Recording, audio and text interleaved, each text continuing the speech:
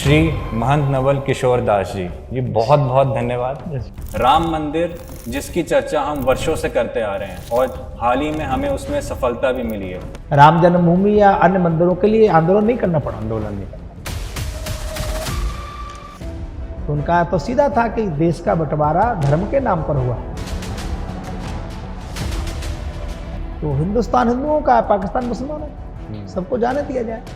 हमारे मंदिरों का पैसा आतंकवादियों, मदरसों को दिया जाए जिससे आतंकवादी पैदा हो, वो हम नहीं होने देंगे।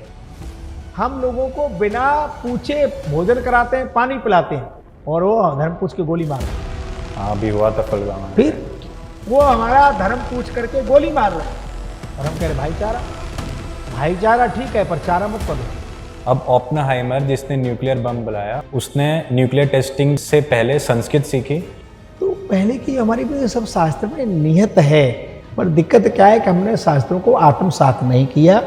जिन्होंने किया उसको फल मिल रहा है, वो लोग प्रमाणित हैं सामने। लेकिन हमारे कुंभ में भी हमारा धर्म, ये जो इसकी शुरुआत जिसने करी है, वो इतना नज़र में नहीं आता लोगों को। कुंभ में तो हर संत, चाहे वो छोटा है चाहे बड़ा है, हर संत का एक ही भाव रहता है कि मैं कम से कम 100, 200, 500 लोगों को भोजन करा दूं। मतलब अगर हमें वेद पढ़ने हैं, गीता पढ़नी है, योग करना है, मेडिटेशन करना है, तो कैसे करना है, उसका तरीका सही एक टीचर चाहिए ना भाई। हमें टीचिंग करने के लिए, कोचिंग करने घर आ सकता है, पर गुरुकुल में तो जाना पड़ता है। गुरुगृह गए तुरंत मैं पाला। आप लाख गंगा नहाओ, माता पिता के आंख में आंसू है तो कोई गंगा आपको पवित्र नहीं कर पाएगी। Welcome to another episode of Creator Cast by Purnima. Today we have a very special guest with us. He is a complex personality and master of many arts.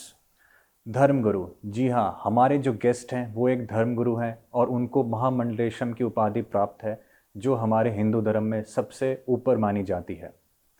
Ram मंदिर का संघर्ष 1990 से शुरू हुआ था और हमारे गेस्ट उन चुनिंदा लोगों में से हैं जिन्होंने इस संघर्ष की शुरुआत करी थी।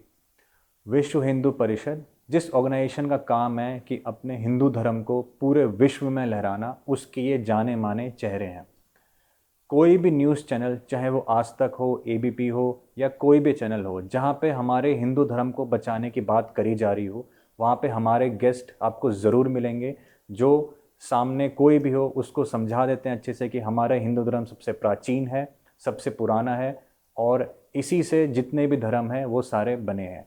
श्री महंत नवल किशोर दास जी, आपने हमें अपना कीमती वक्त दिया, हमें इस लायक समझा कि हम आपके आगे बैठ सके, आपके साथ 1 to 1 बात कर सके और आपका जो पूरी जर्नी है वो हम अपने ऑडियंस को दिखा सकें। बहुत बहुत धन्यवाद महाराज। धन्यवाद बंधु। जय श्री राम। अच्छा जी, जय श्री राम। नॉर्मली क्या होता है कि हम सब तो देखते हैं कि धर्मगुरु जी हैं, आप हैं और हम सब आपसे सीखते हैं, लेकिन आपके जीवन की शुरुआत कैसे हुई, आपका बचपन कैसे गुजरा और क्या वो चीज़ थी जिसने आपको प्रेरणा दी कि आप एक धर्मगुरु बन सके और महामंडलेशम जैसी उपाधि को प्राप्त कर सके। वसुदेव सुतं देवं कंस चारूण मर्दनम देवकी परमानंदम कृष्णम वंदे जगत गुरु। देखिए बंधु, प्रत्येक जीव का प्रारब्ध होता है।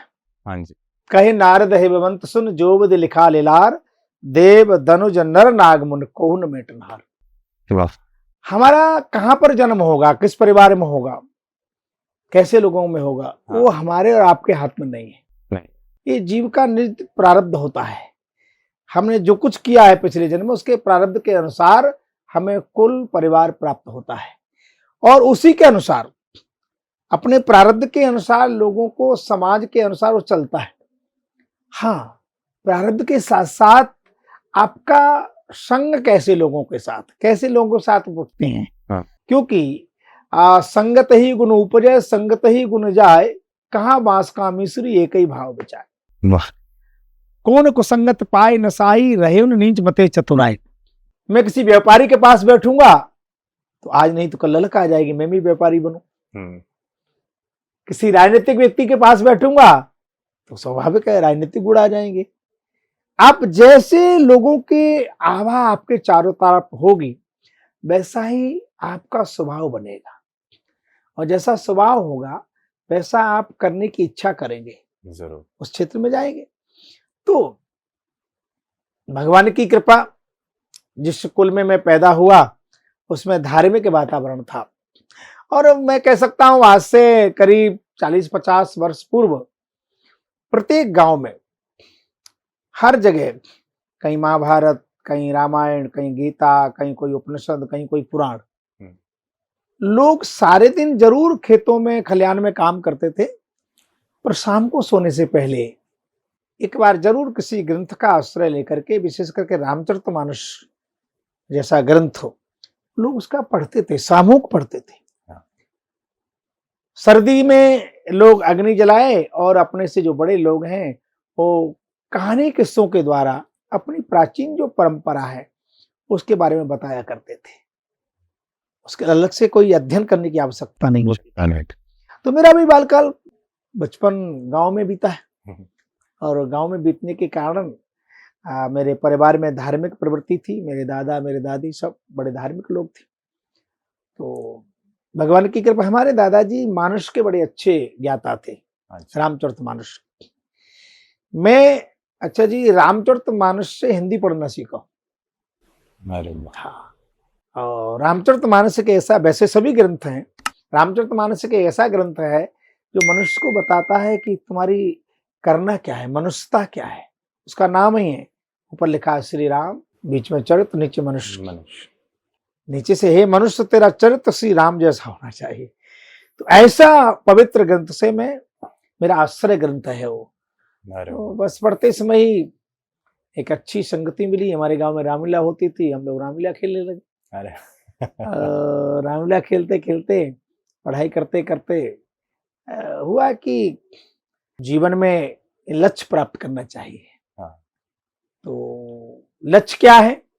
मानसकारों ने कहा है, यही तन विषय भोग नहीं भाई, स्वर्ग अंत सुलभ दुखदाई, साधन धाम मोक्ष कर द्वारा, उजाए न पहे परलोक सुधारा। हे मनुष्य, तुम्हें मनुष्य जीवन मिला है। भगवान की रचना में सर्वश्रेष्ठ रचना है मानव तन। इससे श्रेष्ठ कोई दूसरा शरीर नहीं है। मनुष्य का शरीर केवल केवल और केवल उस परमात्मा की प्राप्ति के लिए मिला है, उस परम तत्व की अनुभूति के लिए मिला है, संसारिक वासना के लिए नहीं मिला। इसलिए हर व्यक्ति को उसके जीवन में जो भी स्थिति परिस्थिति हो, उस परम सत्य को प्राप्त करने की या उसकी अनुभूति करने के लिए जरूर मन में ललक होना चाहिए, उसके लिए प्रयास करना चाहिए। उसी ललक, वही प्रयास लेकर के मुझे इस गढ़वेश में लेके आया। और मैं 9th में पढ़ता था, तभी से RSS से जुड़ गया, संघ से, राष्ट्रीय स्वयंसेवक संघ से जुड़ा। 9th class. और उसके बाद था कि प्रचारक बनना है। और उस समय के काल में मेरी जो अवस्था उस समय थी, तो करीब 17-18 साल की रही होगी। उस काल में 17-18 साल में लोग सोचते थे कि बालक को कहीं न कहीं इसका विवाह करके हमारा जो परिवार था उनकी भी इच्छा हुई कि कहीं इधर पता लग जाता है ना कैसा बालक, तो कहीं ऐसा वाला हाथ से निकल जाए तो उसको भी कहीं कुछ कर दो। तो मैंने, मेरी दादी थी, मैंने उनको कहा, दादी, क्योंकि मेरे मन में था कि चाहे प्रचारक बनूं चाहे साधु बनूं, और हाँ, अच्छी एजुकेशन प्राप्त करने के बाद में बनूं, ये मन में एक था। वो मन में ललक रह गई, नहीं कर पाया मैं उतना, जितना चाहता था उतना नहीं कर पाया। मैंने दादी से कहा कि मैं पढ़ना चाहता हूँ, उसके बाद जो आपको करना है करिए, मेरा जो प्रारब्ध होगा वो।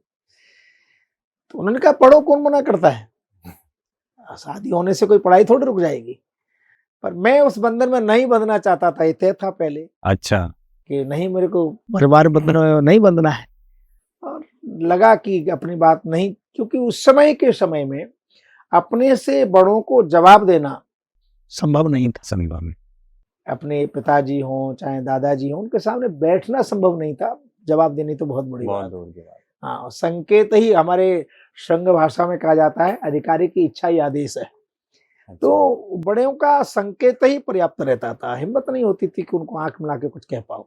अच्छा, हाँ, तो मुझे लगा कि यहाँ तो मुश्किल है।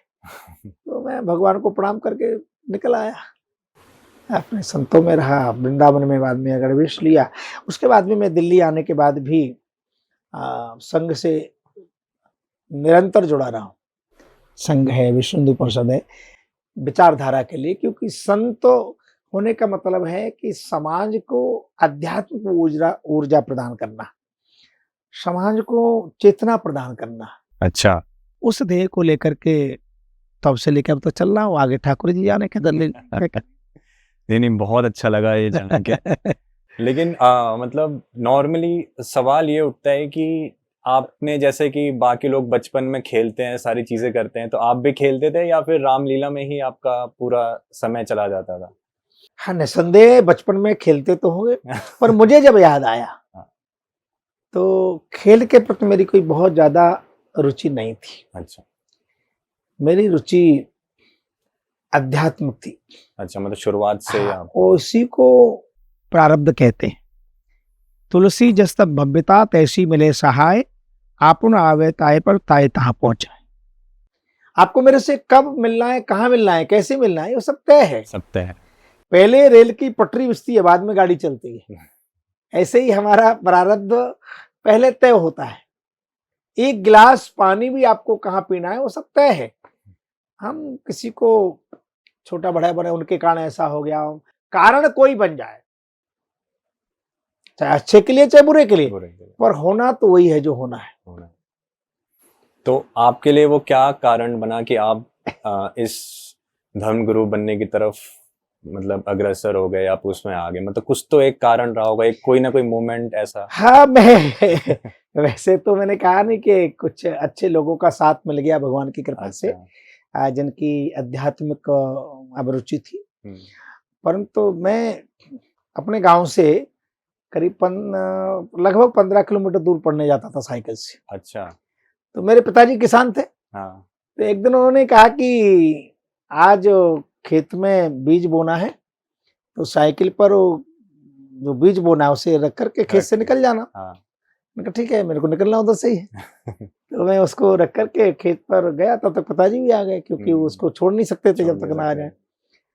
तो उन्होंने कहा कि कोई व्यक्ति नहीं है, मजदूर भी नहीं मिला है, थोड़ी देर का काम है, थोड़ी देर का, तो तुम थोड़ा इसमें, वो बैल चलते थे पहले। हाँ। तो बैल के पीछे जब वो उसको बीज बोया जाता है, जो हल होता है उसको नारी शब्द बोला जाता है। अच्छा। तो उन्होंने कहा तुम थोड़ी देर इसको करा दो। तो अब बना तो करना संभव नहीं था। ठीक है, तो स्कूल का जो ड्रेस था उसे उतारा, मुझे याद है एक शायद कपड़े के जूते थे, वो भी उतार के रख दिए, क्योंकि वो स्कूल के थे।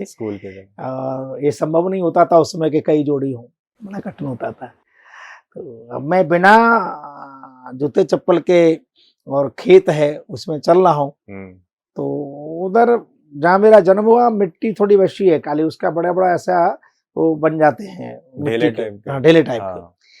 तो फोन पे चलना है, तो उधर नीचे नहीं देखूं तो पैर में लगे, और नीचे देखूं तो हाथ में जो हमको बीज डालना था वो बंद हो जाए।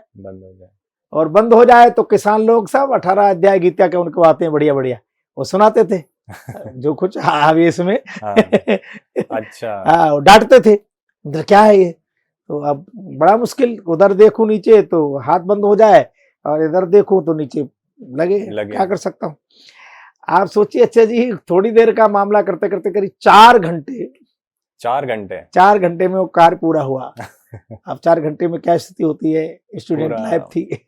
हालत खराब। तो खैर, अब विद्यालय जाने का तो कोई प्रश्न ही नहीं था, इतना लेट हो गए थे। तो मैं शाम को आ गया तो थक गया। अच्छा। मेरे ख्याल से दीपावली से कुछ समय पहले की घटना है। हल्की हल्की सर्दी शुरू, पूरा याद रहता है। हल्की हल्की सर्दी शुरू हो गई थी। तो जो ज्वार होती है, ज्वार पहले वो हाथ से मशीन काटने वाली होती थी पशुओं के लिए, वो ज्वार पड़ी थी वहां, मैं उस पर आके लेट गया। अच्छा। हो सकता है घर वालों ने भोजन के लिए पूछा होगा, मुझे नहीं पता। अब मैं सो गया वहीं। रात्रि में कुछ सर्दी सी हुई तो मैं जगा। मैंने कहा रात्रि हो गई, कब दिन हुआ कब रात्रि, कब पता ही नहीं लगा। और मैं आज कुछ खाया भी नहीं, बैठ गया। और कहां से चेतना मिलती है जीव को? ये सब मैं तो ऐसा कहूंगा पूर्व निश्चित है। परमात्मा कई सूखी घास का वो पूरा ढेर लगा हुआ है, उसमें तीली लगा दीजिए, अग्नि अपने आप पकड़ लेगी। अच्छा। गीले में लगाएंगे तो नहीं लगेगी, पर सूखे में ऐसे ही प्रारब्ध तय होता है। परमात्मा कोई ना कोई सीख लगा देता है, वही कोई ना कोई संकेत प्रदान कर देता है। प्रदान कर देता मैं बैठ गया और मेरे मन में जो भाव आया वो व्यक्त करता हूँ। शायद मैंने व्यक्त नहीं किया है कभी ऑनलाइन। है। तो मेरे मन में आया कि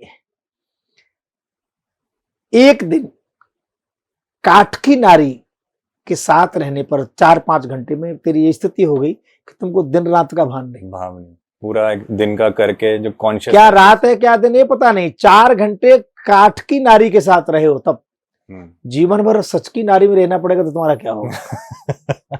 ऐसा एक भाव आया, परमात्मा को शायद प्रेरणा देनी होगी। सब लोग सो रहे थे, मैं बैठा था। तो मैंने भगवान से प्रार्थना की, प्रभु यदि मैंने एक दिन भी सच्चे दिल से आराधना की हो तो इस नारी शब्द से मुझे बचा लेना। हो सकता है परमात्मा ने वो हमारी अर्जी स्वीकार कर ली हो, या हमारा कोई प्रारब्ध था। पर एक जो प्रेरणा जिसे मैं सदैव याद रखता हूं, कबीर जी ने कहा है, नारी की झाई पड़त अंधे होत भुजंग, कबीरा तिन की कौन के सदा नार के संग।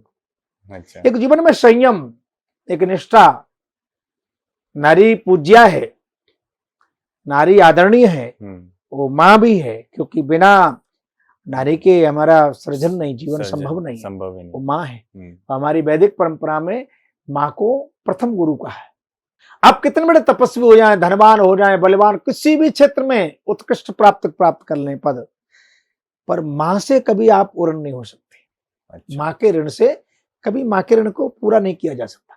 आप अच्छा पैसा कमा लेंगे, शौहरत कमा लेंगे तो पिता प्रसन्न हो जाएगा, पर माँ जिसने 9 महीने उदर में रखा है, उस माँ को 9 मिनट आप हाथ में नहीं रख सकते। जो 2 साल 4 साल गीले में सोई आपको सूखे में चलाया है, भोजन कर रही है, पर बच्चे ने मलमूत्र पर त्याग कर लिया है, तो कोई नहीं कहता इसके पिता को बुलाओ, क्योंकि इनकी माँ को बुलाओ। और माँ भोजन करती होगी तो भोजन छोड़ देगी, दौड़ पड़ेगा, अरे उसको हाथ में लग जाएगी, क्या करते हो, कल हृदय से लगा लेगी। वो नहीं सोचेगी मेरे कपड़े गंदे हो जाएंगे। और पुनः उसको साफ करके, कपड़े पहना करके, स्नान करके पिता के गोद में बिठा देती। वो है माँ। तो माँ माने भक्ति, माँ माने श्रद्धा, माँ माने समर्पण, माँ माने ममता। माँ से महानी और माँ से बड़ा इस प्रकृति में कोई दूसरा है ही नहीं, कल्पना नहीं की जा सकती। तो बस मन में आया कि मुझे भगवान कृपा करे, नारी शब्द से मुक्त करे। भगवान ने शायद सुन लिया। और मैं 18-19 वर्ष की अवस्था में मैंने परिवार छोड़ दिया था। अच्छा। और फिर आपका जो जीवन ये है वो पूरा शुरुआत? हाँ, पर मैं वृंदावन आया। वृंदावन में मेरा ये वेश, साधु वेश में प्रवेश किया। मैं हमारे यहाँ अलग अलग संतों की परंपराएं हैं, उसमें हम लोग श्री वैष्णव हैं और श्री रामानंदी विरक्त परंपरा है हमारी। अच्छा। खाकी अखाड़ा है, निर्वाणी अनी है। ऐसे हमारे यहाँ जो 13 अखाड़े हैं, सब अलग अलग परंपराएं हैं। ये अखाड़े मतलब एक तरह का ग्रुप, अलग अलग ग्रुप। अखाड़ा परिषद जो है, जो हम सुनते हैं, हाँ, उसी की बात करें ना। 13 अखाड़े हमारे यहाँ हैं। 13 अखाड़ों में 7 अखाड़े दशनाम परंपरा के हैं। इसमें गिरी, पुरी, आनंद, वन, सरस्वती, आरण्य, देव, ये 10 नाम संन्यास परंपरा के हैं, जो गले में रुद्राक्ष पहनते हैं।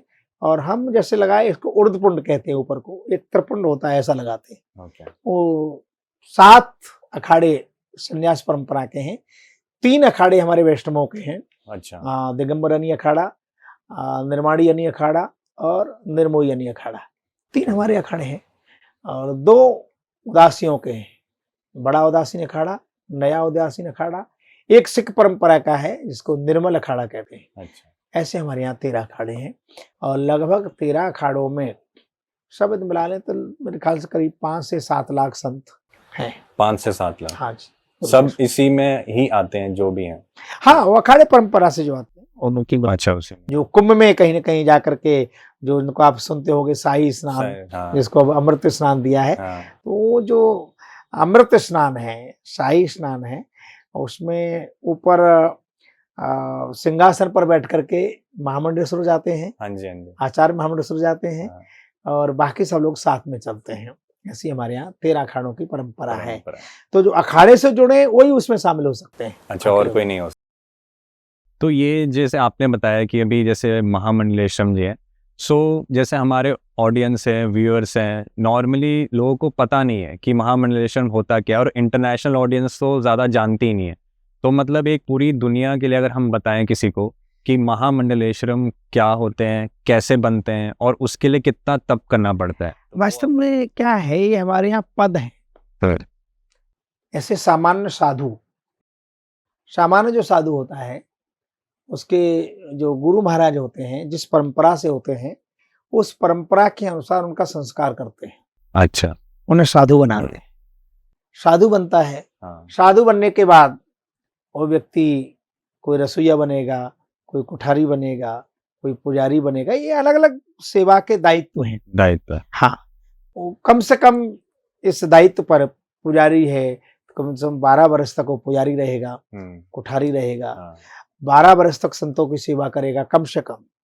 12 वर्ष के बाद जब संतों की सेवा कर लेगा तो उसका पद और सृजित किया जाएगा।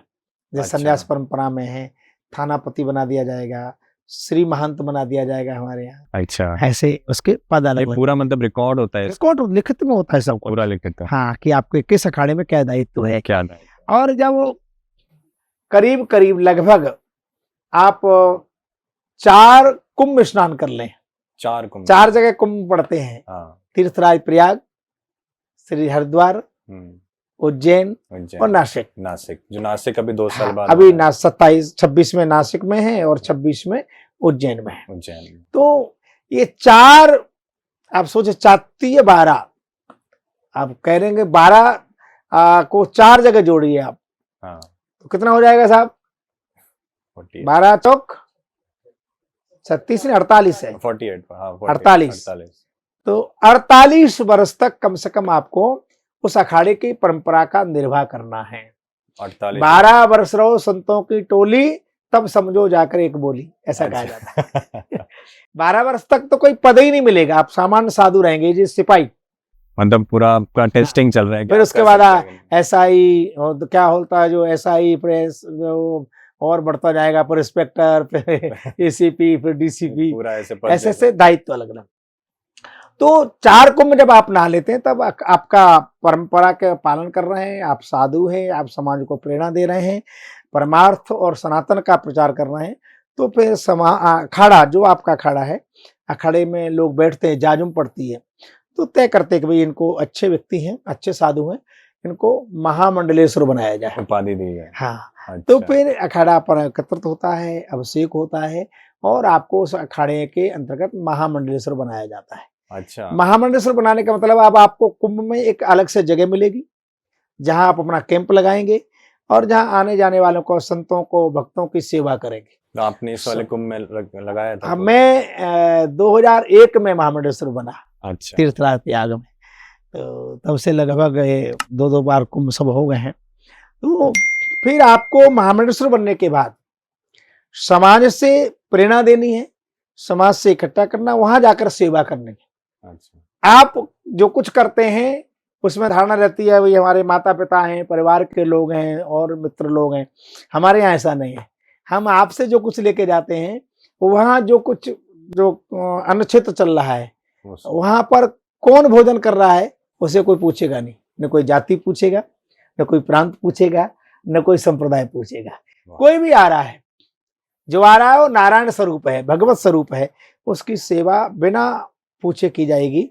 और जब तक कुंभ चलता है निरंतर की जाती है। किसी कैंप में 2000, किसी में 5000, किसी में 10,000, ऐसे सभी कैंप में अनुचित चलता है और सब सेवा होती है। अच्छा।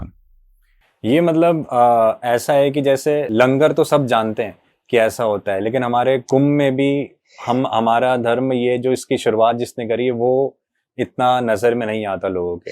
वास्तव में देखिए, होता क्या है, साधु साधना तो करता ही है, उसका लक्ष्य है जीवन का। हाँ। साधना करना, चिंतन करना, स्वाध्याय करना, सत्संग करना, उसका। पर संतों के माध्यम से अनेक हॉस्पिटल चल रहे हैं। हाँ। लाखों गौशालाएं चल रही हैं, लाखों गौशालाएं चल रही हैं। और कुंभ में तो हर संत, चाहे वो छोटा है चाहे बड़ा है, हर संत का एक ही भाव रहता है कि मैं कम से कम 100, 200, 500 लोगों को भोजन करा दूं। वो कौन है, कहां से, इससे मतलब नहीं, क्योंकि वो जो लोग आपके यहाँ भोजन कर रहे हैं, 1000 2000 4000 10,000, उनमें पता नहीं कौन परमात्मा का स्वरूप आकर के 2 रोटी खा जाएगा। तो जिससे हम लेके आए, हमारा तो अपना कुछ नहीं है, किसी ने आटा दिया, किसी ने दाल दिया है, किसी ने मसाला दिया, समाज से इकट्ठा करके वहां ले जाना, तो समाज की सेवा करना। जैसे समुद्र से भाप उठती है, ऊपर जाती है, बादल बनते हैं, और बादल भर जाते हैं तो बरस जाते हैं। ऐसे ही समाज से लेना और समाज को ही देना। हम लोगों का केवल इतना माध्यम है कि आप जाके वहां नहीं कर सकते हैं, आपको समय नहीं है, इतना प्रबंधन नहीं कर सकते हैं, तो हम माध्यम है। हम आपके द्वारा अर्जित सार्थिक जो अर्जित किया हुआ धन है, सात्विक कमाई है, उसका कुछ अंश ले जा करके वहां भगवान का भोग लगाते हैं, जनता जनार्दन की सेवा करते हैं, समाज की सेवा करते हैं। मतलब हमने कुछ दिया, आप उसके माध्यम बने और आपने हमारी सेवा को पूरे लोगों में दे। हाँ, समाज साधु माध्यम ही होता है। मैंने कहा नहीं, हमें देखिए बंधु, कोई 1 किलो आटा भी देता है तो मैं किसी का रिश्तेदार तो हूं नहीं, कोई परिवार का तो हूं, इसलिए देता है कोई कि हम साधु को दे रहे हैं, साधु अच्छी जगह लगाएगा। मैं जैसे किसान 1 किलो बीज बोता है, 1 किलो का कम से कम 1 कुंटल तो होता ही है। ऐसे ही हम आपसे थोड़ा ले जाते हैं, वहां बो देते थे, समाज की सेवा करते हैं, वो अनंत गुना होकर के आपको उसका फल मिलता है, पुण्य मिलता है। अच्छा ये आज जाना कि दान का असली मतलब ये होता है। सो अब जैसे आपने बात बोली कि जैसे मैं बचपन में बहुत पढ़ना चाहता था, लेकिन मैं पढ़ाई कर नहीं पाया, लेकिन आप फिर धर्म गुरु बन गए। तो मैं आपके सामने कुछ फैक्ट्स प्रेजेंट करना चाहूँगा कि जो हमारे साइंटिफिक वर्ल्ड से है, कि जैसे एरविन श्रोडिंगर जो कहते हैं कि he is the father of quantum mechanics. तो क्वांटम मैकेनिक एक ऐसा फील्ड है जो वर्ल्ड के जितने भी बड़े इंस्टीट्यूट है, चाहे वो स्विट्जरलैंड में हो, चाहे अमेरिका में, चाहे यूरोप में हो, उसके ऊपर एक बहुत सालों से रिसर्च चल रही है और कई मूवीज या सीरीज भी उसके ऊपर बनी हुई है। और उन्होंने बोला है कि मैंने जब अपनी इक्वेशंस लिखता था, जो भी अपना मैथमेटिकल इक्वेशन लिखते थे क्वांटम मैकेनिक्स के, तो वो गीता टेबल पे रखते थे, गीता पढ़ते थे। और उन्होंने बोला है कि मैंने वेदांता से सीखा है कि द कॉन्शियसनेस इज सिंगुलर, कि मतलब जो चेतना होती है वो एक ही होती है, हम सब में ऐसे बटी नहीं होती। तो ऐसे इतने महान साइंटिस्ट जो हैं वो हमारी गीता को प्रेरणा लेके सीख रहे हैं, संस्कृत सीख रहे हैं, और ये बातें हमारे धर्म गुरु और ऋषि मुनि जो थे उनको हजारों सालों से पता थी।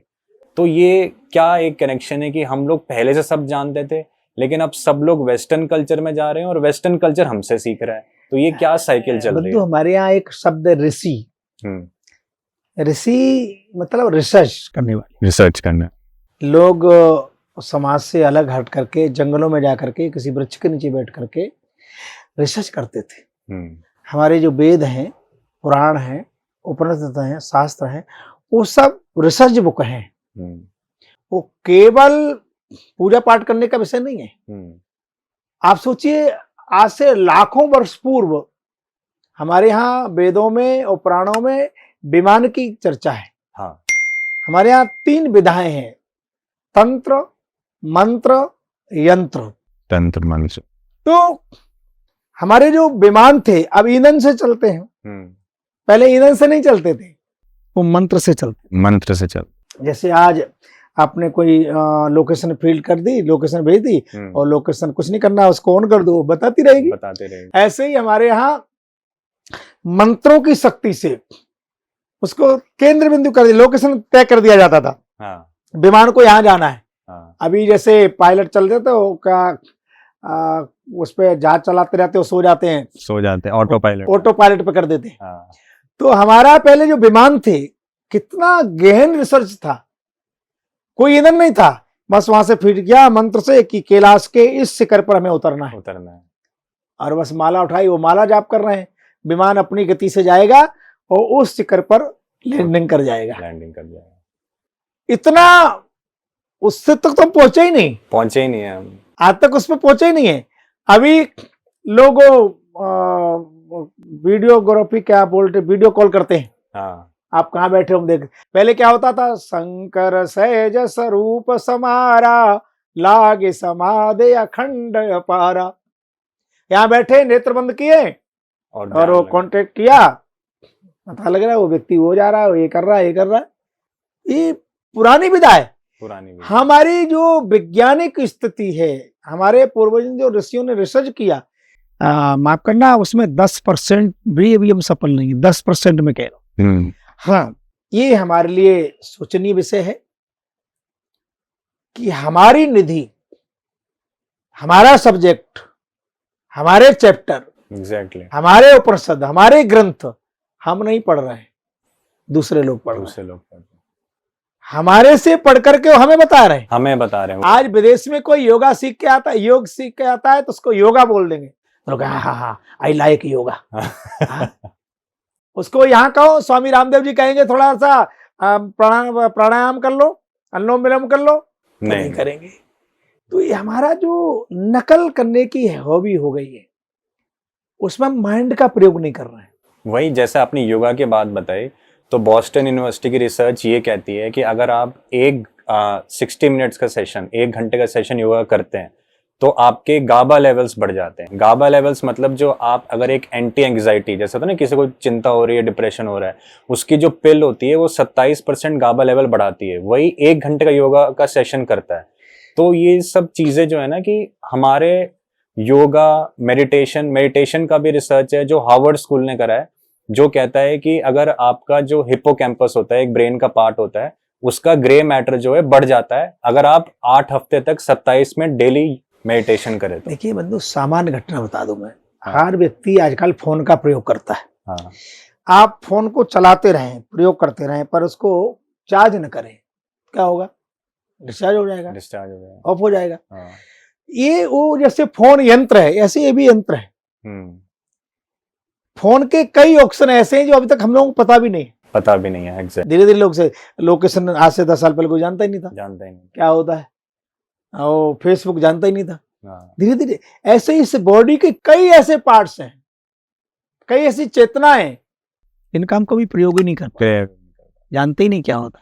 तो उस फोन को भी आपको चार्ज करना पड़ेगा, और जानकार लोग कहते हैं कि फोन को चार्ज करते समय उसको ऑफ कर दो, ज्यादा अच्छा है, ऑफ करके करो। तो ये बॉडी को चार्ज करना, योगा मीन्स बॉडी को चार्ज करना। और ऑफ करके मतलब अपने को चारों तरफ से हटा करके शून्य में, उस तेज में, उस ज्योति में। लोग कहते हैं पहले से चारों तरफ दिमाग हटाओ, तो क्या करें?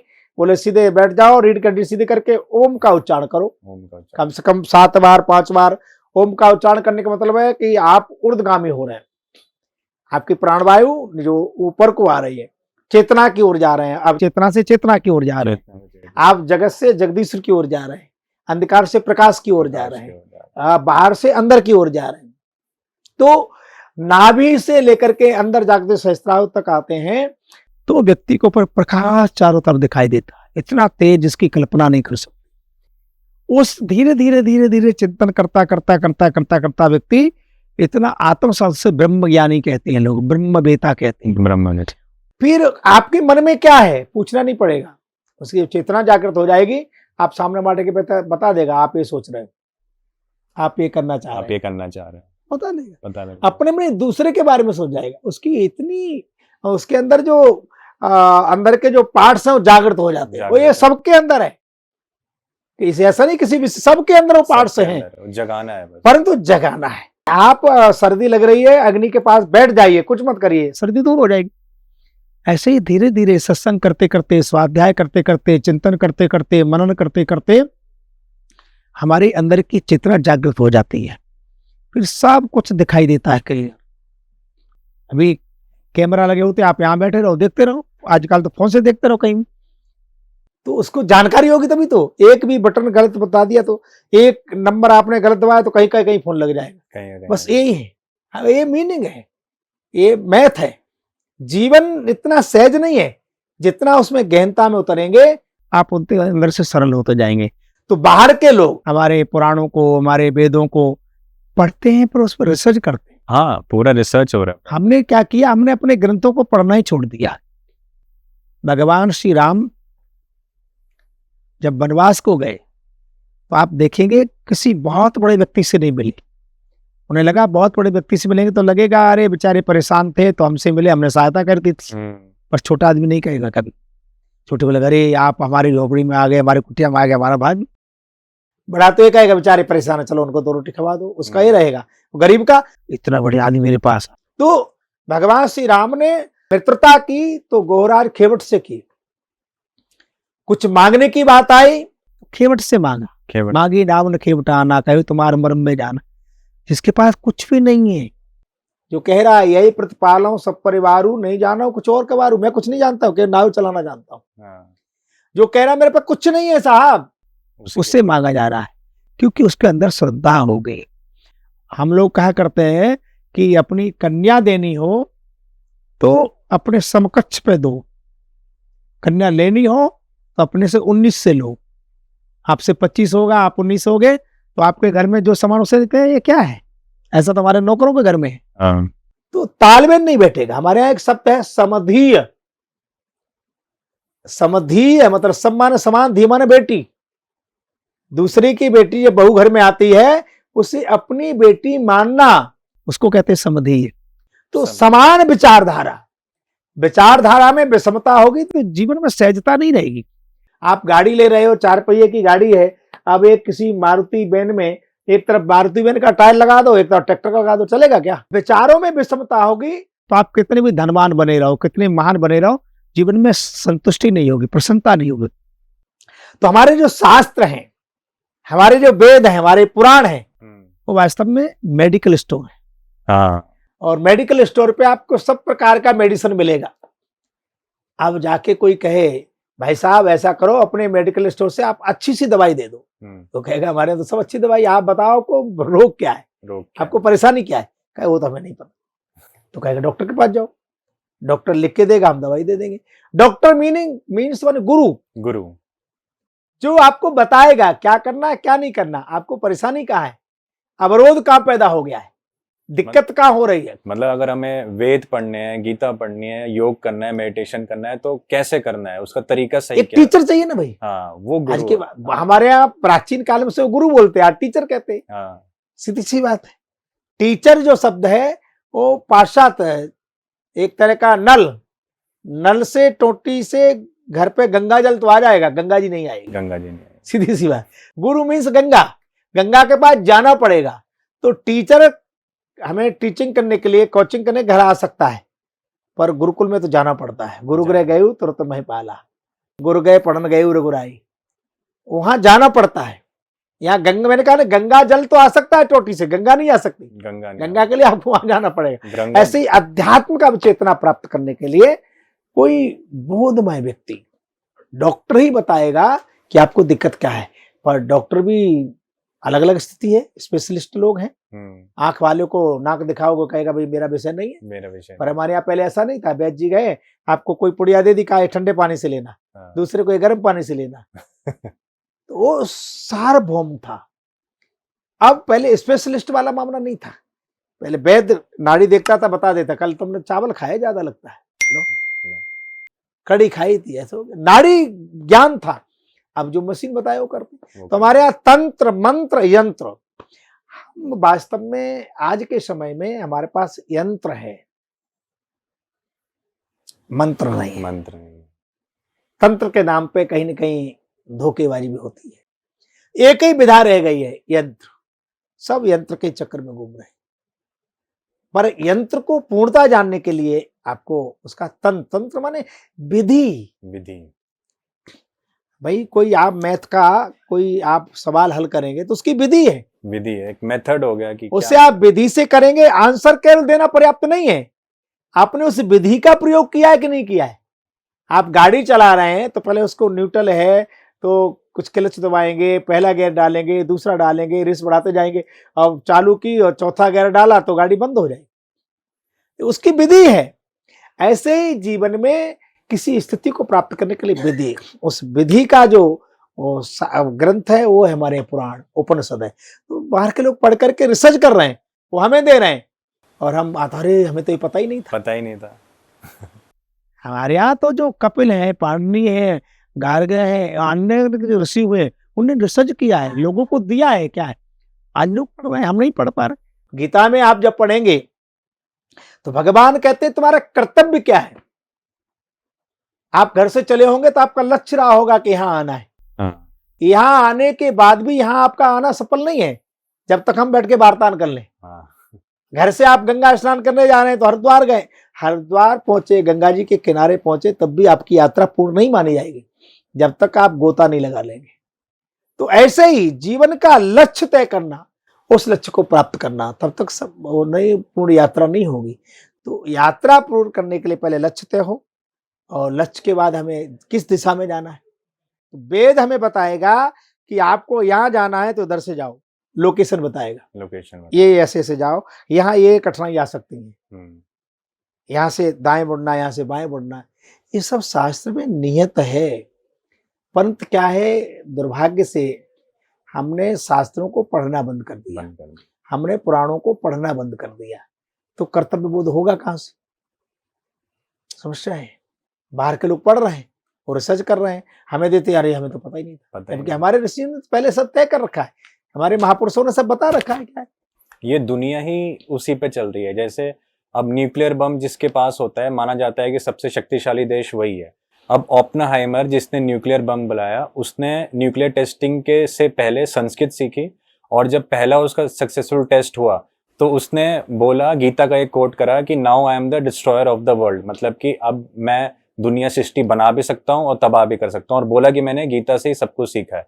तो जो पूरी दुनिया चल रही है, सारे सबसे बड़े एक्सपेरिमेंट है, वो सब के सब हमारे अपना गीता पढ़ रहे हैं, वेद पढ़ रहे हैं, और हम जाके उनकी मॉडर्न साइकोलॉजी को उन्हीं के बनाए हुए स्कूल में सीख रहे हैं। मतलब ये बहुत हैरानी की बात है। आपने, चलो पुरानी ज्यादा बात न करूं, अभी आपने टीवी के माध्यम से सीरियल में लोगों ने महाभारत रामायण देखी। हाँ, तो महाभारत में देखा होगा आपने, बाण चल रहा है, बाण चल रहा है, क्या है? शस्त्र ही तो है, शस्त्र तो है। आज जो अनेक प्रकार के हथियार बन रहे हैं, तो वो बाण वहां लक्ष्य भेद करके वापस आ रहा है, वापस आ रहा है। परमाणु बम है, तुरंत तो ब्रह्मास्त्र मांगते हैं, आ जाता है, आ जाता है, क्योंकि तंत्र मंत्र तीनों की विधि वहां है। वाह। आज शास्त्र रहित शस्त्र हमारे पास है, चलाना आता है, वापस नहीं आता, वापस नहीं आता। हम उसको वहां भेदन कर देंगे पर वो वापस नहीं आएगा। पर भगवान के जो बाण हैं, रावण को उनके सिर के मस्तक को, मुकुट को गिरा करके, और गिराते नहीं, उनको लेके वापस आ जाते हैं। तो ये हमारी विधि है। महाभारत में आप देखेंगे, कर्ण ऐसे हाथ करते हैं ब्रह्मास्त्र मांगने के लिए, तो कहते तुम श्रापित हो, नहीं आएगा, नहीं आएगा, क्योंकि आपने उसका दुरुपयोग किया है। दुरुपयोग किया। तो और बाण चलते हैं, टकराते हैं आपस में। तो पहले की हमारी भी सब शास्त्र में नियत है, पर दिक्कत क्या है कि हमने शास्त्रों को आत्मसात नहीं किया। जिन्होंने किया उसको फल मिल रहा है, वो लोग प्रमाणित हैं सामने। तो हमारा धर्म विज्ञानमय है, हमारा एक कदम भी बिना विज्ञान के नहीं चलता। हमारा तो ज्ञान और विज्ञान दोनों है। पहले विज्ञान प्रज्ञान, यानी ज्ञान, विज्ञान का ज्ञान करना, यह अध्यात्म का है हमारे। अब विज्ञान का मतलब खाली इतना नहीं था कि वो माला घुमाना, हमारे महात्मा केवल माला नहीं घुमाते थे, रिसर्च करते थे, इसलिए उनको ऋषि बोला जाता था, ऋषि बोला, मनन करते इसलिए उनको मुनि बोला जाता था। हाँ, अकेले जंगल में जाके रहते थे। आज भी जो रिसर्च करते हो कमरे में बंद हो जाते हैं, हाँ, कोई डिस्टर्ब न करे, हफ्ते हफ्ते गायब रहते हैं। क्योंकि जब तक आप स्तर नहीं होंगे, अपने आप में नहीं होंगे, तब तक आप किसी परिणाम पे पहुंचेंगे ही नहीं, डिस्टर्ब होते रहे। उनको साइंटिस्ट बोल देते हैं, हमारे यहाँ को कुछ कहते हैं कि ऐसे। वही ऋषि, मतलब रिसर्च करने वाले ऋषि, साइंटिस्ट वही है। मतलब देखा जाए तो हमारा ही धर्म है जो हर जगह फैल रहा है, लेकिन उसके नाम लोग अपना रख दे रहे हैं। नहीं, धर्म तो एक ही है, एक सनातन धर्म है, बाकी पंथ है। सनातन हमने, आपने किसी ने बनाया नहीं, ये धर्म किसी व्यक्ति ने नहीं बनाया कि इसने बनाया, भगवान ने भी नहीं बनाया। भगवान श्री राम और भगवान श्री कृष्ण नहीं थे तब भी सनातन था, ब्रह्मा विष्णु महेश नहीं थे तब भी सनातन था। भाई मोहम्मद साहब से पहले इस्लाम नहीं था, ईसा मसीह से पहले ईसा कृष्ण नहीं थे, पर हम तो थे। तो ये जो सनातन है, सनातन मतलब शाश्वत, जब सृष्टि का सृजन हुआ होगा तब से है। अब लोग अपने विचारों को थोपते हैं, तो विचारों को, हमारे विचार आपसे मिले न मिले, इसलिए जो परंपराएं हैं, जो पंथ हैं, वो जरूर नहीं कि सब लोग आत्मसात कर लें। अब जो धर्म है, धार्यते तो धर्म, वो सबके लिए, सर्वे भवन्तु सुखिनः सर्वे पद, हमारे यहाँ कहा है सर्वे भवन्तु सुखिनः सर्वे पद्मा कश्चित् मा कश्चित् दुख भाग भवेत्, सभी सुखी रहें, सभी प्रसन्न रहें, बाकी नहीं कहीं जाए। हमने कभी नहीं कहा कि केवल सनातन को मानने वाले सुखी रहें। सुखी रहे। हमने कहा सर्वे भवन्तु सुखिनः, सर्वे सन्तु निरामया, सभी निरोगी रहें, सभी स्वस्थ रहें, सभी प्रसन्न रहें। सभी प्रसन्न। हमने कभी नहीं कहा केवल हिंदू रहें, केवल भारत के लोग रहें, नहीं नहीं, नहीं। मानव मात्र, क्योंकि वसुदेव कुटुंब की परंपरा तो यही है। हाँ, वसुदेव। ये मनुष्य मात्र का है सनातन। बाकी लोगों ने अपने अपना बांट लिया। भाई जब पिता का घर होता है तो बोले हम चारों भाई यहाँ रहते, बाद में बोले छोटे भाई का है, बड़े भाई का है। यही स्थिति है। बहुत बढ़िया। तो अगर जैसे कोई मेरे जैसा है या कोई स्कूल में है या कोई कॉलेज में है जो इन सब चीज़ों के ऊपर रिसर्च कर रहा है और जानना चाह रहा है कि हमारे वेद शास्त्र हमें एक मॉडर्न साइंटिस्ट भी बना सकते हैं, तो जो आजकल का यूथ है आप उसको क्या मैसेज देना चाहिए कि वो कैसे इस चीज़ में घुसे और कैसे बैलेंस ला सके? क्योंकि ऐसा तो है नहीं कि स्कूल जाना बंद कर दें हम एकदम से। मतलब कुछ ऐसा एक सिस्टम या कुछ ऐसा क्या होना चाहिए जिससे दोनों का बैलेंस बन सके। ये नहीं कि हम सिर्फ मॉडर्न साइंस को पूरा ही छोड़ दें, लेकिन ऐसा भी हो कि जो हमारा हिंदू धर्म की जो टीचिंग्स हैं, जो गीता है, जो रामायण है, महाभारत है, वो भी सीख सके और उसको अपने आजीवन में भी अप्लाई कर सके। देखिए आज के समय में मैं एक उदाहरण देना चाहूंगा। हम भी जी रहे हैं, हमारे समाज में सिख बंधु हैं, वो भी जी रहे हैं, वो भी जी रहे हैं, मुस्लिम हैं, वो भी जी रहे हैं। मुस्लिम के बच्चे का अनिवार्य है कि वो कॉलेज में जाए, स्कूल में जाए, इंग्लिश मीडियम में जाए, ठीक है, पर मदरसे में जरूर जाएगा। उसको स्कूल में संसार की शिक्षा प्रदान की जाती है, परंतु मदरसे में जाएगा तो अपनी कौमी पढ़ाई पढ़ता है। हाँ। इस्लाम की पढ़ाई पढ़ता है। ऐसे हमारे यहाँ पहले गुरुकुल थे, लोग उदासीन होते गए, गुरुकुल में जाना बंद कर दिया। और हमारे यहाँ पहले जो विद्या थी वो धर्म प्रदान थी, आज की विद्या कहीं ना कहीं अर्थ प्रदान हो गई। तो आज के समय में आवश्यक है, ठीक है हम गुरुकुल नहीं जा सकते, बाकी जगह शायद नहीं जा सकते, पर घर में तो बैठ सकते हैं। अपने माताजी, पिताजी, दादाजी जो बड़े लोग हैं, जो अनुभवगम्य हैं, हम चाहेंगे आज की पीढ़ी उनके पास बैठे, उनके जीवन में जो घटना है उनको शेयर करे, उनको आत्मसात करे, उनका जीवन कैसा रहा है, उन्हें कैसे जीवन जिया है, उनको जो अनुभव है। हम नहीं कह रहे आप बिना एसी के जियो, पर जो बिना एसी के जियो उनकी कुछ कल्पना तो सीख लो। कल ये सब आज है तो कल नहीं रहेगा, कल नहीं रहेगा। उस परिस्थिति में हमें क्या करना, हर परिस्थिति में हम विजय प्राप्त कर सकें, तो उसके लिए कि हम जो हमसे बड़े हैं, जिनके जीवन का अनुभव है, आज हम उनके पास बैठ नहीं रहे।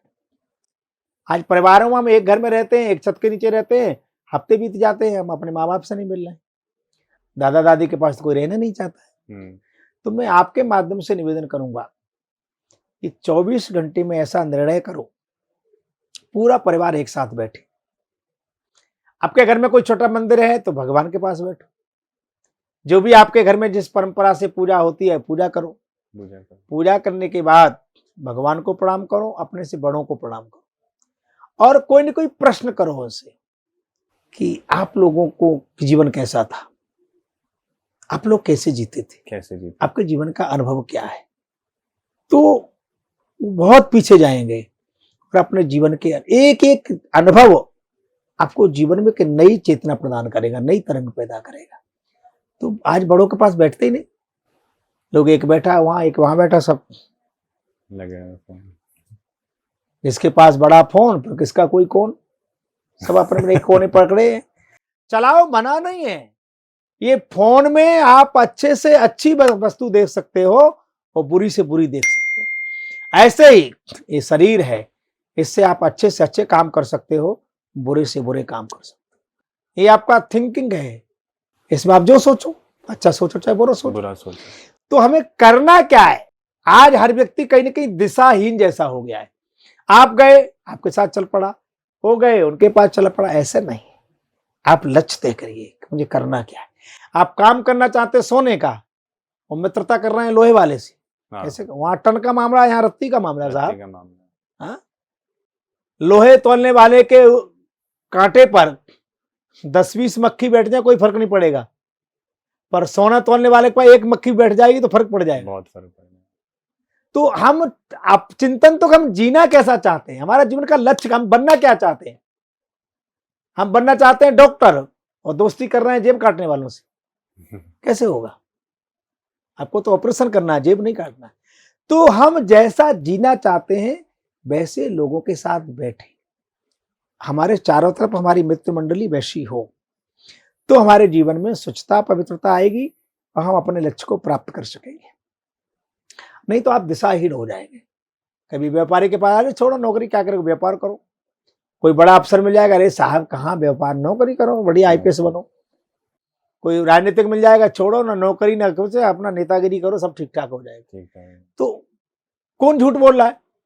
सबके अपने अनुभव है, कोई झूठ है। आपको क्या करना है ये हमें ही सोचना होगा। इसलिए आप बैठिए भले ही चाहे सबके साथ, या तो इतने निर्द्वंद हो, निर्लिप्त हो कि बैठ हम सबके पास रहे, बात सबकी सुन रहे हैं, पर हमारा ध्यान अपने लक्ष्य की ओर है, तो दिक्कत नहीं होगी। तो हमारे जीवन का लक्ष्य होना चाहिए। जिसके जीवन का कोई लक्ष्य नहीं है वो जीवन में कभी विजय प्राप्त नहीं कर सकता, वो कभी सुखी नहीं हो सकता, वो पराजित होगा, परेशान होगा।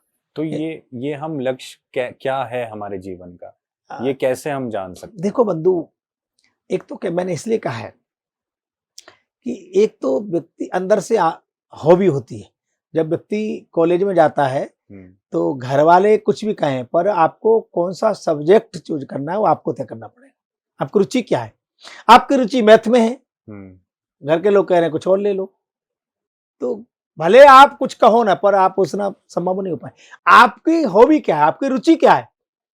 आप मैथ के स्टूडेंट हो तो फिर मैथ में ही जाइए। दूसरा सब्जेक्ट किसी के कहने से ले लेंगे, फ्रेंड ने कह दिया ले लिया तो फेल हो जाओगे आप। तो एक हमारे घर का वातावरण कैसा है। हमारे घर में सब वकील हैं तो अच्छा है कि एक अच्छा माहौल है, तो हम फिर उधर दे LLB करें। घर में व्यापार की स्थिति है तो फिर हम उसको पढ़ें। तो हमारे माहौल क्या, हम जैसे माहौल में रहे उसका बड़ा असर पड़ता है, नहीं तो द्वंद्व हो जाएगा।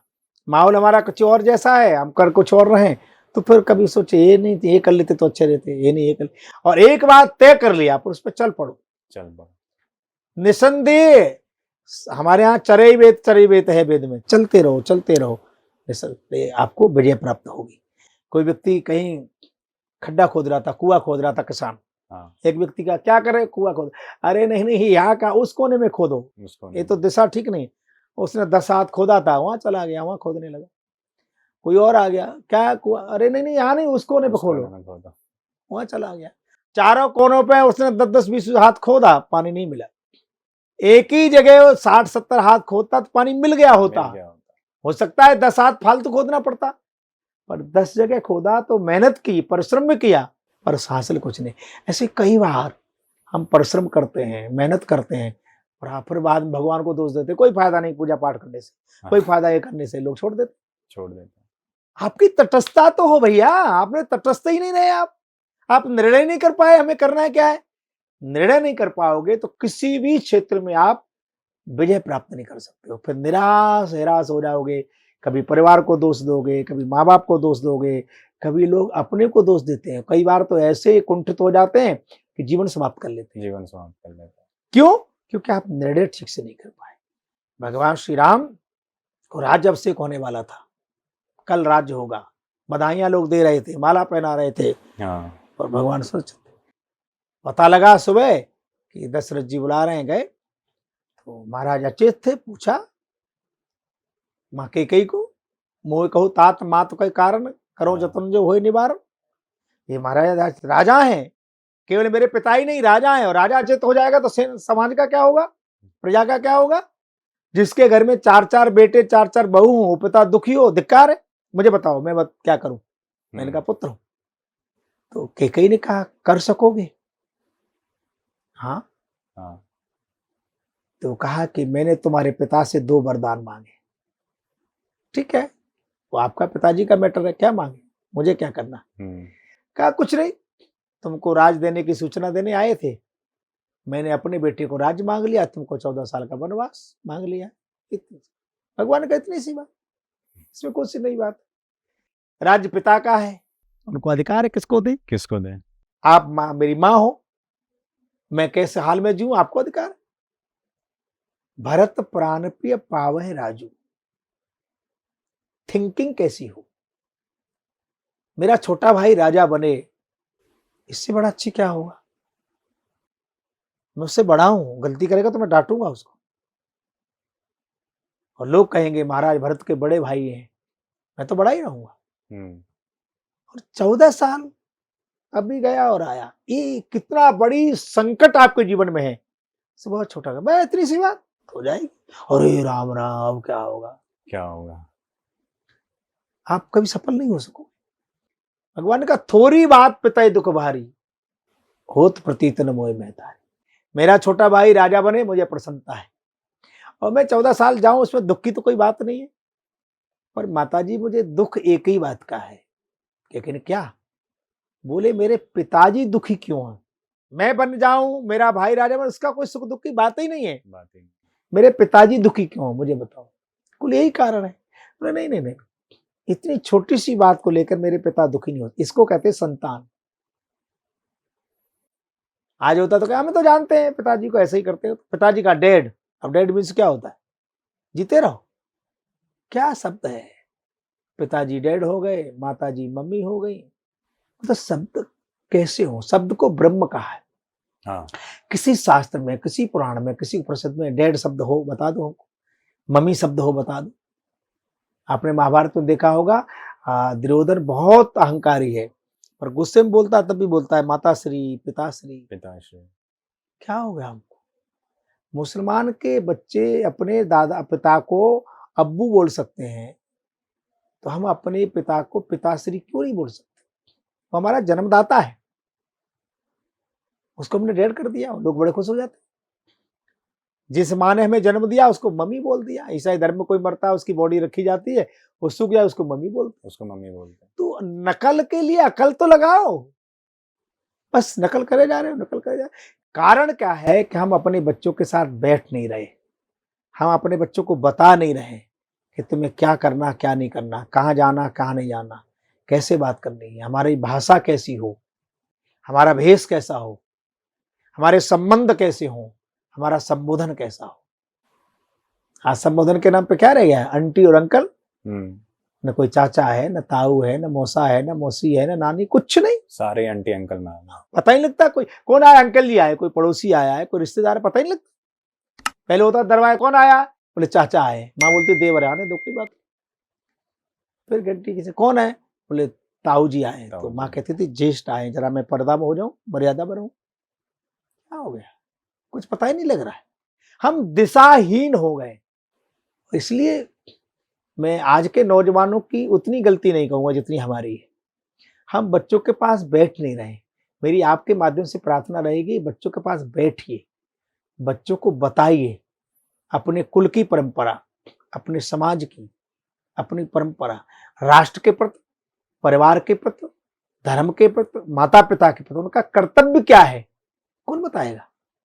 पहले तो गुरुकुल में पढ़ाया जाता था।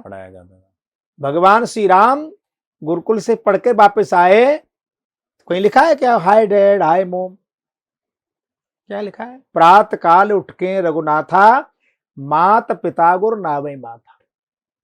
भगवान सुबह खड़े होते तो माताजी को, पिताजी को, गुरु को प्रणाम करते हैं।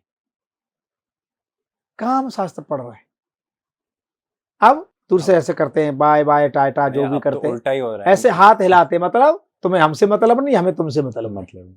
हाथ हिलाने का क्या मतलब, यही तो है। हमारे कहीं लिखा ही नहीं है। हम बड़ों को प्रणाम करते थे, कोई बराबर का मित्र उसे हृदय से लगाते थे, हमें बड़े आशीर्वाद देते थे।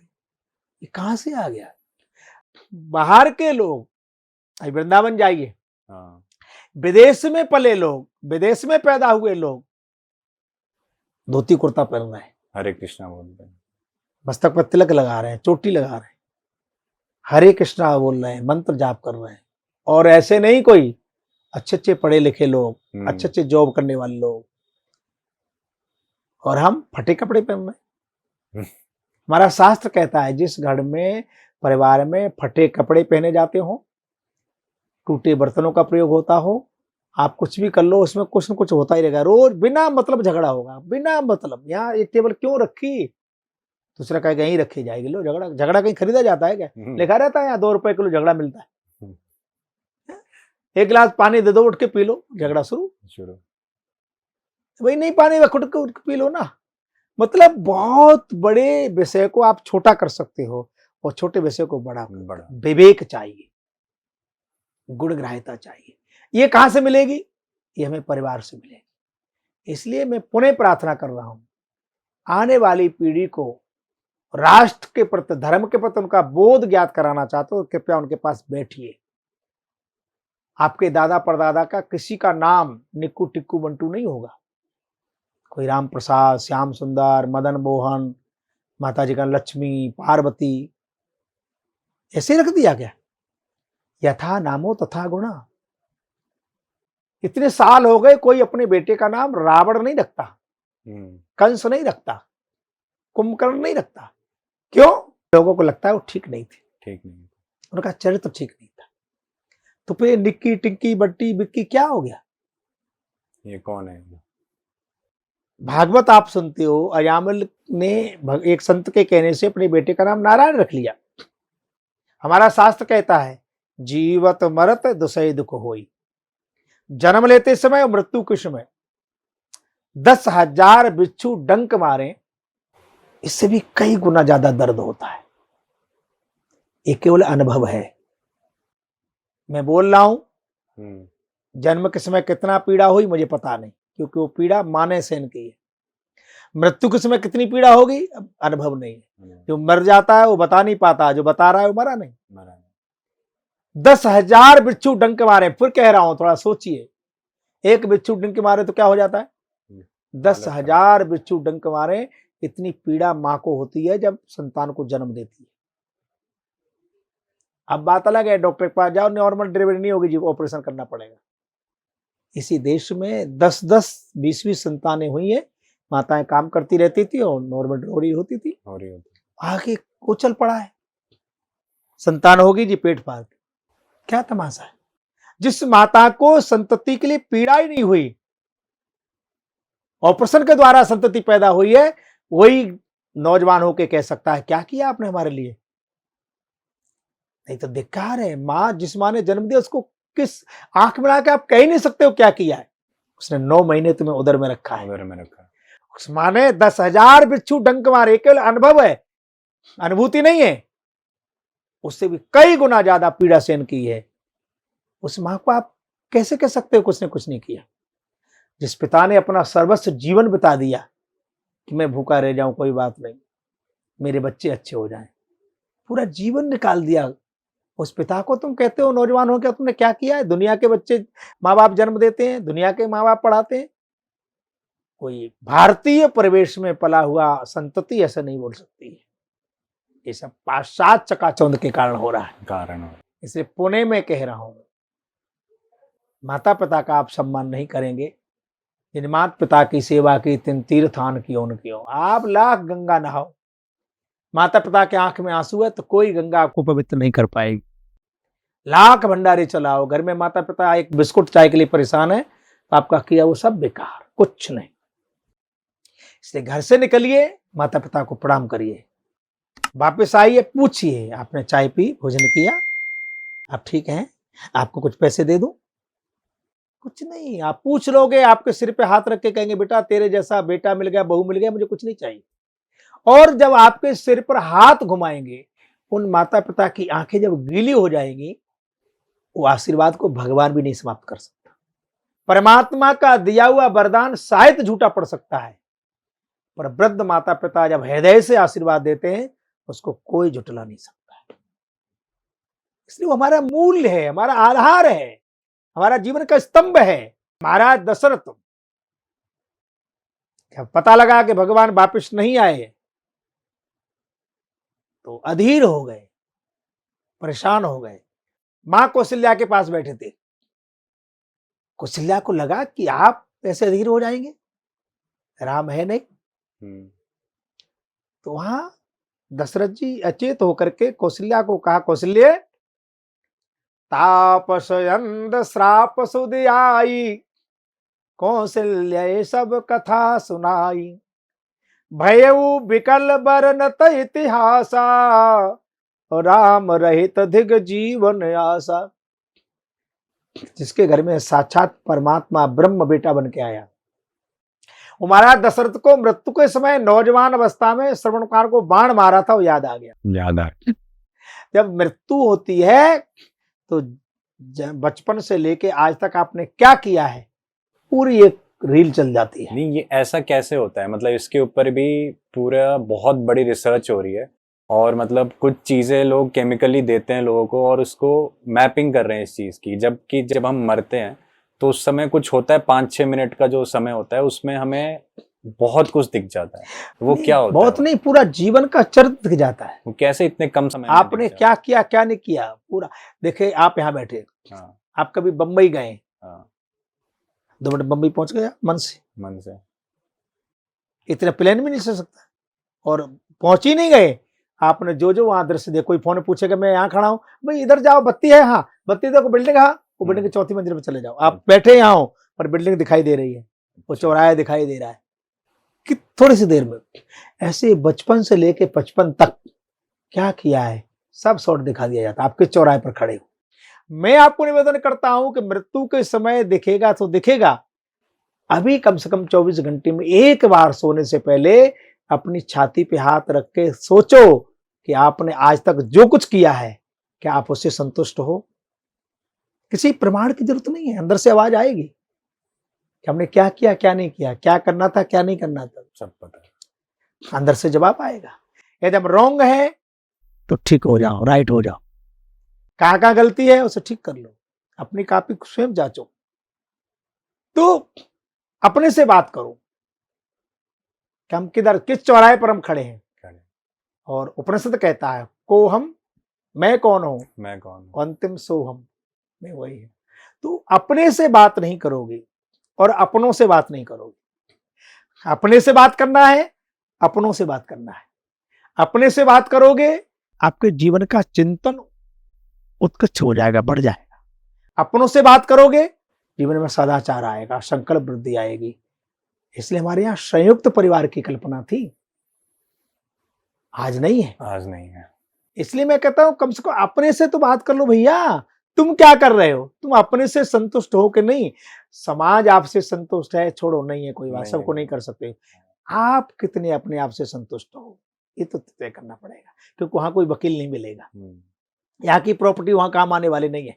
एक देश की करेंसी दूसरे देश में नहीं चलती है, वो चेंज कराना पड़ती है। तो यहाँ की जो प्रॉपर्टी है वहां काम नहीं आने वाले। तो वहां के लिए हमने कुछ किया है कि नहीं किया है।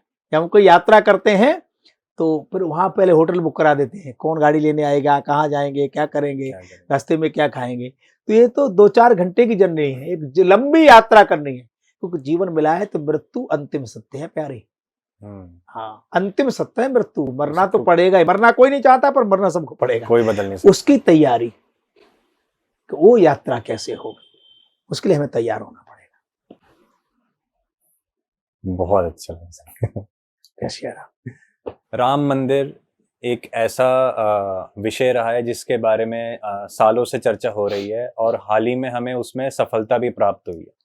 सो मैंने सुना था कि आप 1990 से राम मंदिर के लिए आप प्रयास कर रहे हैं, और आप उन कुछ चंद लोगों में से हैं जिन्होंने नींव रखी राम मंदिर बनाने की।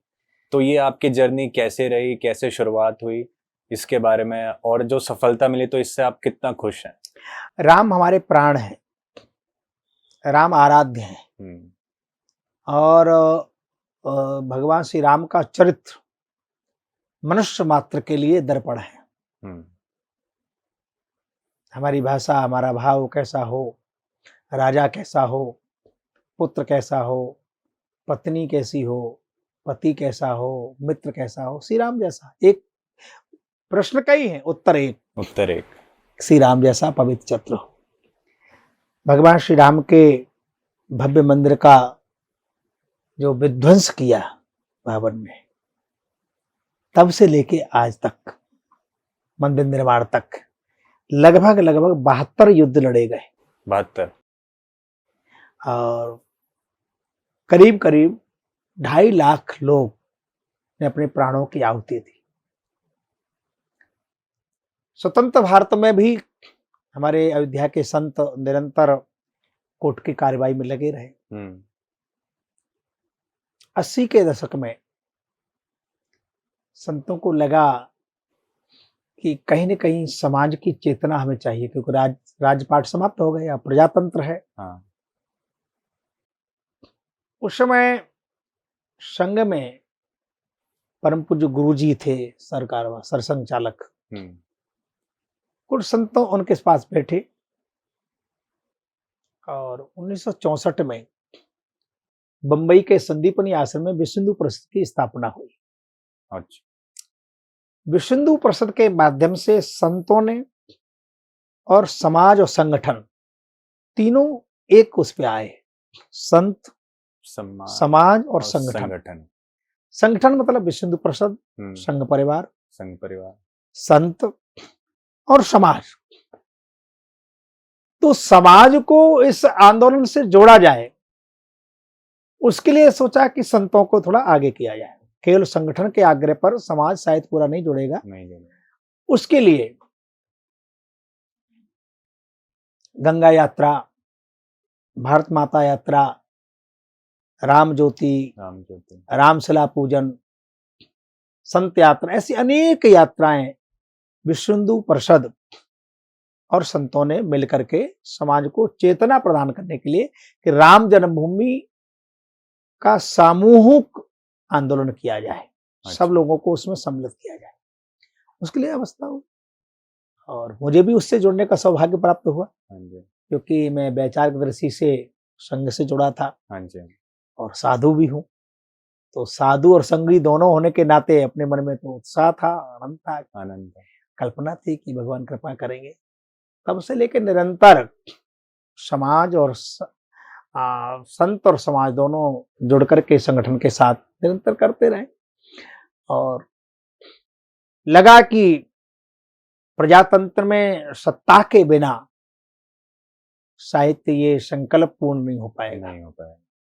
यद्यपि साधु होने के नाते हम किसी पार्टी विशेष के भले ही न हो, परंतु हम धर्म के लिए हैं और यथा राजा तथा प्रजा। तो कल्पना थी कि ऐसे लोग सत्ता में आए जो कहीं न कहीं भारत के स्वाभिमान के प्रति समर्पित हो, सनातन धर्म के प्रति जिन्हें श्रद्धा हो, जो ये न कहें कि हम दुर्भाग्य से हिंदू हैं। क्योंकि परम आदरणीय सरदार वल्लभ भाई पटेल ये देश के प्रधानमंत्री प्रथम हुए होते तो देश की कल्पना अलग होती। तो युद्ध हमें ये राम जन्मभूमि या अन्य मंदिरों के लिए आंदोलन नहीं करना पड़ता। तो उनका तो सीधा था कि देश का बंटवारा धर्म के नाम पर हुआ है, तो हिंदुस्तान हिंदुओं का, पाकिस्तान मुसलमानों को, सबको जाने दिया जाए। उसमें उस समय दुर्भाग्य से महात्मा गांधी और पंडित जवाहरलाल नेहरू, ये दो लोगों के कारण आज हिंदू समाज को जितना भी ये जो परेशानी है वो उन दोनों के कारण है। अच्छा। सब मुसलमान जा रहे थे, आज जो मुसलमान नहीं जाना चाहते थे वो सब हिंदू ही है मूल में, वो अपने मूल परिवार में आ रहे थे, कोई दिक्कत नहीं होती। आज ये जो कहीं ना कहीं वैचारिक जो मतभेद है, पंथवाद है, आज पाकिस्तान कहता है कि हम इस्लामिक कंट्री हैं, हम कह सकते थे कि हम हिंदुस्तान हिंदुओं का है, वो नहीं हो पाया। वो न हुआ, इसलिए इतना चाहे वो श्री राम जन्मभूमि मंदिर हो, काशी विश्वनाथ हो, श्री कृष्ण मथुरा जन्म हो, और भी अनेक लगभग 32,000 मंदिरों को, प्रमुख मंदिरों को विध्वंस किया गया। वैसे तो लाखों मंदिर हमने उसमें 3 मांगे, 3,000 में 3 मांगे, पर नहीं हुआ और उसके लंबा संघर्ष करना पड़ा। बहुत साल भगवान की कृपा हुई, हिंदू समाज जातिवाद क्षेत्रवाद से ऊंचा उठा और हिंदू समाज को लगा कि नहीं, एक बार इनको मौका देना चाहिए। आदरणीय नरेंद्र भाई मोदी प्रधानमंत्री बने, कोर्ट में इतने दिन तक सुनवाई चलती रही, पर कोर्ट भी तो देखता है कि हम डिसीजन दे दें और सरकार उसको पालन न कर पाए तो सरकार में वो निष्ठा तो हो, वो आत्मबल तो हो। कोर्ट ने निर्णय किया, सरकार ने भी पूरी निष्ठा के साथ उसका अनुपालन किया और स्वयं आदरणीय प्रधानमंत्री जी भूमि पूजन में भी रहे, प्राण प्रतिष्ठा में रहे। कई बार तो मन में होता था कि नहीं जाने हम लोग देख पाएंगे भव्य राम मंदिर का निर्माण, नहीं देख पाएंगे, क्योंकि कई महापुरुष, चाहे आदरणीय रामचंद्र परमहंस जी हों, महंत अवैधनाथ जी हों, अशोक सिंघल जी हों और भी अनेक महापुरुष जिन्होंने अपना पूरा जीवन श्री राम जन्मभूमि आंदोलन के लिए समर्पित किया था। समर्पित ऐसी किया। कई विभूति हमारे बीच में आज नहीं है, जिनका संकल्प था, आचार्य गिरिराज किशोर जी और भी कई महापुरुष, जिनका संकल्प था कि हम राम मंदिर देख पाए। देख पाए। और हम ऐसा लगता है कि आज लाखों राम भक्त जो भव्य मंदिर का देख रहे हैं, दर्शन कर रहे हैं, तो ये सब महान विभूति भी उनकी दृष्टि से कहीं न कहीं उसका आनंद ले रहे होंगे। राम मंदिर हमारे स्वाभिमान का प्रतीक है, आस्था का प्रतीक है। कोर्ट के आधार पर और साक्ष्य के आधार पर मंदिर का निर्माण हुआ है। हम सब लोग अत्यधिक प्रसन्न हैं, क्योंकि कितनी प्रसन्नता है वो शब्दों में व्यक्त नहीं की जा सकती। जो गूंगे रस को मीठो मन में भावे बालक है, गूंगे को कुछ मीठा खवाओ तो सिर हिलाएगा, बता नहीं पाएगा कितना मीठा है। कितना मीठा है। ऐसे कोई भी व्यक्ति मीठा खाए, उसको पूछो कितना मीठा है, तो कहेगा बहुत मीठा, कम मीठा। ये नहीं कह सकता आधा किलो मीठा है, 5 किलो मीठा है। अनुभव ऐसे ही अपार प्रसन्नता की अनुभूति है। और भगवान से प्रार्थना है कि अभी 2 बाकी है। हमने तो कहा था अयोध्या, काशी, मथुरा तीनों लेंगे एक साथ। काशी में कॉरिडोर का निर्माण हुआ है, पर मंदिर अभी भगवान शिव का जो शिवालय है, कहीं न कहीं लोग उसको फव्वारा बता रहे थे, अच्छा। वो स्थापित है। भगवान चाहेंगे तो जल्दी उसका भी जीर्णोद्धार होगा। मथुरा में आज भी आप जाएंगे तो ऊपर ईदगाह है, नीचे गर्भगृह है जहाँ भगवान का जन्म हुआ है। वसुदेव जी आज भी भगवान श्री कृष्ण को बाल रूप में अपने सिर पर रखे हैं, आरती पूजा होती है। अच्छा। उसके ठीक ऊपर ईदगाह है। तो ये जो वास्तव में है ना, मस्जिद जिद है, यही करना है, ऐसे ही करना है। अच्छा। क्योंकि एक व्यक्ति के द्वारा ये परंपरा निर्मित है, और व्यक्ति जब एक दूसरे से अलग होता है तो विरोध ही करता है, विरोध तो करता है। तो मोहम्मद साहब ने इसको प्रारंभ किया, उनके मन में भी कुछ अच्छाई नहीं होंगी तो बुराई भी नहीं होगी। आज इस्लाम में तो स्पष्ट है कि जो इस्लाम को नहीं मानता उसे जीने का कोई अधिकार नहीं, कोई अधिकार नहीं। और हम कहते हैं सभी जिए, सभी प्रसन्न रहे। इतना भेद है, क्योंकि ये धर्म है, वो पंथ है। पंथ किसी व्यक्ति के द्वारा बनाया जाता है, धर्म शाश्वत होता है, सनातन। तो भगवान श्री मर्यादा पुरुषोत्तम श्री राम का भव्य मंदिर का निर्माण हुआ, प्रसन्नता की अनुभूति है। साथ में काशी विश्वनाथ और मथुरा श्री कृष्ण जन्मभूमि का भी उद्धार हो, उसके लिए हम प्रयासरत हैं। भगवान ने चाहेंगे तो उसमें भी सफलता मिलेगी, जरूर मिलेगी, जरूर। तो राम मंदिर बनने बाद क्या बदलाव आप देख पा रहे हैं कि मतलब जो आप चाहते थे, जो संघर्ष आप लेके चले थे, वो पूरा हुआ है या अभी भी कुछ बाकी है? तो देखिए, केवल मंदिर की बात नहीं है। अच्छा। मंदिर के साथ साथ पूरे समाज को बिखेर दिया था मुगल काल में, जाति के नाम पर, परंपराओं के नाम पर। आज भी लोग जाति के नाम पर कहीं न कहीं बिखरे हैं। हम लोगों का एक अवधारणा है कि भगवान श्री राम ने श्रृंगबेरपुर से लेकर रामेश्वरम तक गिरवासी, वनवासी सबको जोड़ने का काम किया, और रावण जैसे व्यक्ति को भी पराजित कर दिया। तो समाज जागृत हो, समाज अपने राष्ट्र के प्रति, परिवार के प्रति, धर्म के प्रति हमारा कर्तव्य क्या है, उसका बोध समझ में आए। और जाति के नाम पर, क्षेत्र के नाम पर, पार्टी के नाम पर जो समाज बिखर जाता है, वो कम से कम पूरा हिंदू समाज एक हो जाए सनातन के लिए, भारत के लिए, परंपराओं के लिए। उस कल्पना के लिए लगे हम लोग। 100 वर्ष की आयु संघ परिवार की हुई है। हाँ। आगे भी करते रहेंगे, समाज को जोड़ने का निरंतर कार्य करते रहेंगे। जरूर। तो जैसा हमारा संविधान है वो कहता है कि सारे धर्म बराबर हैं, और किसी भी धर्म को एक दूसरे की तरफ हम किसी को रोक नहीं सकते। अगर कोई भी धर्म को पालन करना चाहता है तो संविधान के हिसाब से वो कर सकता है।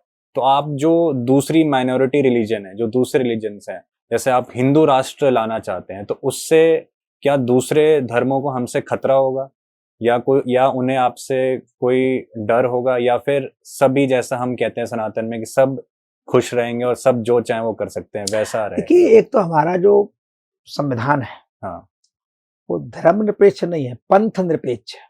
अच्छा। वो पंथ निरपेक्ष है, किसी पंथ की सापेक्षता नहीं कर सकता।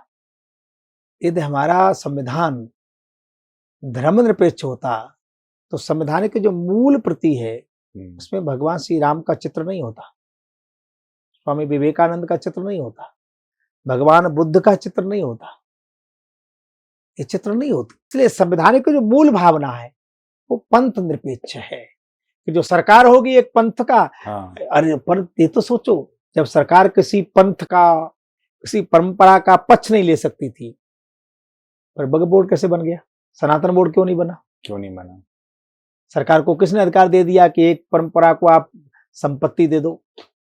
पाकिस्तान जो मुसलमान गए उनकी संपत्ति वक्फ बोर्ड की होगी, एक का तरीका। तो फिर पाकिस्तान से जो हिंदू आए उनकी संपत्ति। तो आप कर रहे हैं इसके लिए संघर्ष? हाँ, सनातन बोर्ड के निसंदेह लिए? हम चाहते हैं कि या तो वक्फ बोर्ड को सदा सदा के लिए समाप्त कर दिया जाए। हाँ। कहीं वक्फ बोर्ड, क्यों वक्फ बोर्ड भाई? किस लिए भाई? आपको संपत्ति दान करना है, बोर्ड ट्रस्ट बनाओ ना, एक एनजीओ है वो। और एक एनजीओ पर देश में रक्षा मंत्रालय और रेल मंत्रालय के बाद सबसे ज्यादा बड़ी संपत्ति है। खाता न भाई वक्फ बोर्ड जो कहे वो सही, जहां उंगली रख दे वो हमारा। आप जिस घर में रह रहे हैं, दादा परदादा रहते थे, एक नोटिस देगा कोई कटमुल्ला, कहेगा ये तो वक्फ बोर्ड की संपत्ति है। वक्फ बोर्ड को नहीं प्रूव करना है कि है कि नहीं, आपको करना है। अच्छा, क्या तमाशा है? और वहां जज भी मुस्लिम होगा, वकील भी मुस्लिम होगा, तो परिणाम क्या होगा? एक चोर को पकड़ के ले जाओ, वहां निर्णय करने वाला भी चोर, तो चोर का पक्ष लेगा। तमाशा बना दिया है। ये संविधान की मूल भावनाओं के साथ खिलवाड़ है। बहुसंख्यक हिंदू समाज को 2 नंबर का नागरिक बनाने का षड्यंत्र है। इसलिए कुछ उसमें परिवर्तन हुआ है वक्फ बोर्ड में, पर हम इससे संतुष्ट नहीं है। हम चाहते हैं वक्फ बोर्ड समाप्त हो जाए पूरा। अच्छा। और नहीं तो सनातन बोर्ड बनाओ। कोई गुरुद्वारा, कोई मस्जिद, कोई मदरसा, कोई दरगाह सरकार के अंडर में नहीं है, तो मंदिर सरकार क्यों चलाएगी? एक तरफ आप कहते हो धर्मनिरपेक्ष सरकार है, तो फिर आप मंदिर में कैसे हस्तक्षेप कर सकते हो? आपका काम तो नहीं है। मंदिर सरकार चलाएगी, क्यों? मंदिर चलाएंगे अखाड़े। मठ मंदिर चलाना साधु संतों का काम है, आचार्यों का काम है, विद्वानों का काम है। हमारे तृप्ति बालाजी का पैसा चर्चों को दिया जाए, हमारे मंदिरों का पैसा आतंकवादियों, मदरसों को दिया जाए जिससे आतंकवादी पैदा हो, वो हम नहीं होने देंगे। हम लोगों को बिना पूछे भोजन कराते हैं, पानी पिलाते हैं, और वो धर्म पूछ के गोली मारते हैं। इतनी भिन्नता है। हाँ, अभी हुआ था फलगामा। फिर वो हमारा धर्म पूछ करके गोली मार रहे हैं, और हम कह रहे भाईचारा। भाईचारा ठीक है, पर चारा मत बनो। वो हमारे यहां नाम पूछ करके, धर्म पूछ के गोली मार सकते हैं, तो आप उनका धर्म पूछ के सामान नहीं खरीद सकते। आप एक राष्ट्रद्रोही व्यक्ति से सामान खरीद रहे हैं, उसके पैसे से वो AK-47 खरीदेगा, तुम्हारे भाइयों को मारेगा। तो आपको सामान किससे खरीदना? आपको व्यवहार, हम नहीं कह रहे कि सब खराब है, पर कुछ तो है। लोग कहते हैं कि सभी मुसलमान आतंकवादी नहीं है, पर प्रत्येक मुसलमान आतंकवादी है। एक तो मदरसे सदा सदा के लिए बंद कर दिया जाए। जब तक एक भी मदरसा रहेगा, आतंकवादी अंकुरित होते रहेंगे। वहां से प्रारंभ होता है, क्योंकि वो 5 साल का होता तब से बता दिया जाता है तुम क्या हो, तुम्हें क्या करना है। तमाशा बना कर। अभी बकरीद गई है, नालियां लाल हो गई, कोई बुद्धिजीवी सामने नहीं आया। होली आएगी, पानी खराब मत करो, गुलाल मत लगाओ। दीपावली आएगी, पटाखे मत फोड़ो। पर ईद आई तो सब मूक हो गए, बदर हो गए। किसी ने नहीं कहा कि प्रदूषण खराब होगा। खुलेआम ऊंट काटे जा रहे हैं, गाय काटी जा रही है, भैंसे काटे जा रहे हैं, लाल नालियां लाल हो गई, तो प्रदूषण नहीं हुआ। कहां चले गए सब लोग? जीवात्मा पे, पशुओं को प्रेम करने वाले लोग कोई दिखाई नहीं देता। तो कहीं न कहीं जब से देश स्वतंत्र हुआ तब से लेकर के सरकारें एक पक्षीय निर्णय करती रही, घुटने टेकती रही। भगवान की कृपा से वर्तमान जो सत्ता है वो भले ही हमें पूर्ण न्याय न दिला पाए, पर हमारे साथ अन्याय नहीं होने देगी, इतना हमें विश्वास है। ठीक है, धन्यवाद। जय श्री राम। आपसे मिलकर के बहुत प्रसन्नता की अनुभूति हुई, और पुनः कहूंगा मैं, राष्ट्र को, संस्कृति को, परंपराओं को सुरक्षित रखना है, तो आने वाली पीढ़ी को संस्कार दीजिए। पूत कपूत तो कादन संचय, पूत सपूत तो कादन संचय। अपने बच्चों को आप संपत्ति नहीं दे पाएंगे तो कमा लेंगे, पर सद्विचार नहीं दे पाएंगे तो कमाया हुआ गमा देंगे। तो इसलिए आने वाली पीढ़ी को सद्विचार दीजिए। राष्ट्र के प्रति कर्तव्य क्या है, माता पिता के प्रति क्या कर्तव्य है, परिवार के प्रति क्या कर्तव्य है, अरे अपने प्रति क्या कर्तव्य है, पत्नी के प्रति क्या कर्तव्य है।